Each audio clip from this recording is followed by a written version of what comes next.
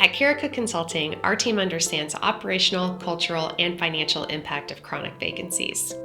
While each department wants to hire the right number of staff to provide care, increased turnover and FMLA can create the illusion that we never have enough staff, especially when extensive overtime and contract labor are needed to fill open shifts.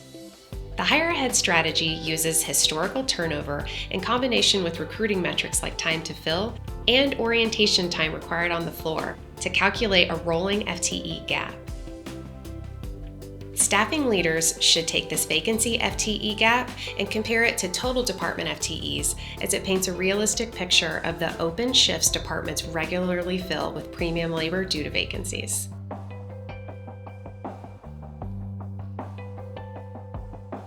Most required data can be obtained from the HR or finance department, but it's important to ensure that all exiting frontline staff members are included, even transfers.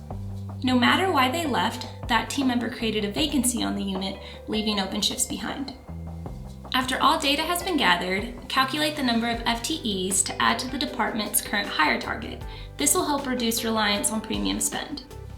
In our experience, completing the Hire Ahead exercise not only saves significant dollars, it also can impact the unit's culture by reducing the need for contract labor and relieving overtime on your team members.